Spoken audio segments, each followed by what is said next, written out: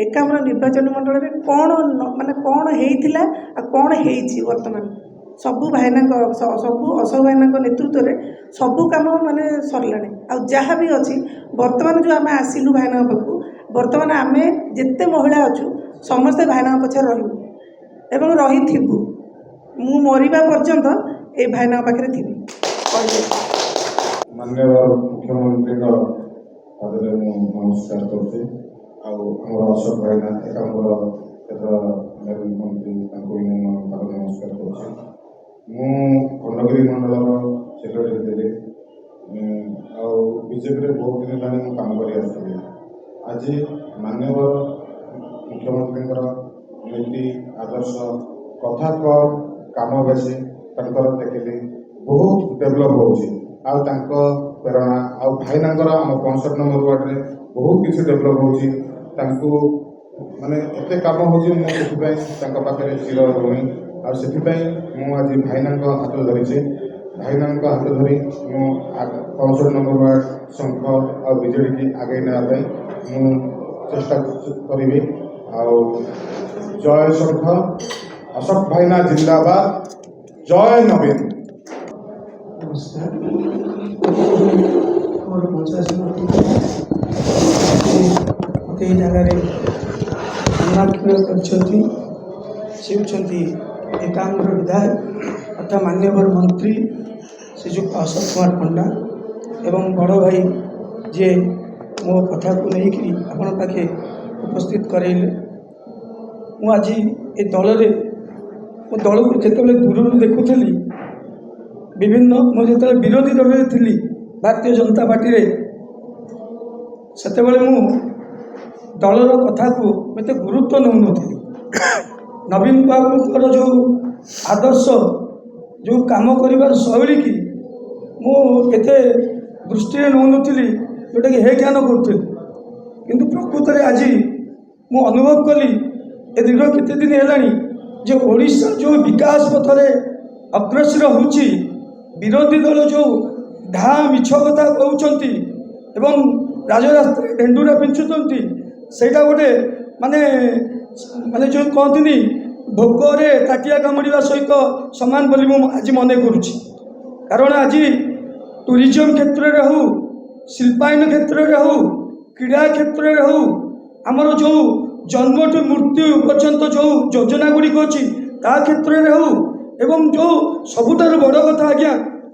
माने विश्वास करेंगे जो बीएसके कार्ड आज से एत बड़ मूल्यबोध होती से कार्ड को जो माने हॉस्पिटल को जाइकरी चिकित्सित होती से जानी कारण पैसार एत आवश्यकता जनमानस रही आमे माने खाली कहले हम ना गोटे लोक हॉस्पिटल जाऊँगी तापाखे 10,000 5,000 10 टଙ୍କା भी नहीं सेते तापाखे कार्ड ही संबल सदृश ठिया होची एवं ताकू चिकित्सा देकी सेठू रोगमुक्त करी आनुची मु धन्यवाद देवी नवीन पट्टनायक महोदय को 5T सचिव महोदय को एवं उपस्थित अतिथि महोदय को जो माने कार्य को एते त्वरान्वित भाव में सारा ओडिशा रे 4.5 कोटी ओडिया भितर प्राणर प्रतिष्ठा करिसंती आज मंदिर सबू जो मंदिर अवहेला पड़ता आज सब मंदिर हसी उठुची आज लोक मैंने दूर दूरांत जाई आनंदर सहित दर्शन करुछंती आउ कौन कहबा आज्ञा तांकर जो कहती भगवान तांकर जो बयस आहरी वृद्धि करंतु से दीर्घायु होइतांतु एवं आमको यही भाया भाव में सुशासन प्रदान करतु जय शंख। नमस्कार अमरेन्द्र गरा दीर्घ 22 वर्ष काल भारतीय जनता पार्टी काम कर दल छाड़बार एकमात्र उद्देश्य है 22 वर्ष काल काम कर ना चाकरी ना काम ना धंदा किसी आशा न थी सामान्य टे सम्मान चाहिए जोटा कि से दल आमको दे पारा ना से दल हो से दल नेता हो तेणु माननीय मुख्यमंत्री कार्यशैली अनुप्राणित हो अशोक भाईना आम एकाम्र नेता माननीय मंत्री आम उपर भरोसा करी आम जो जो आम अंचल समस्या सब नहीं पहुँचलु से आम कम सब त्वरान्वित कले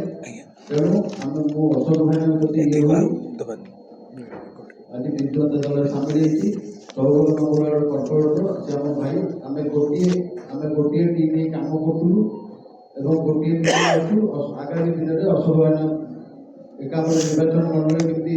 ବହୁ ବିପୁଳ ସଂଖ୍ୟାରେ ଭୋଟ ପାଇଁ ଜୟଯୁକ୍ତ ହେବେ ସେ ଯୋଜନା କରିଛି।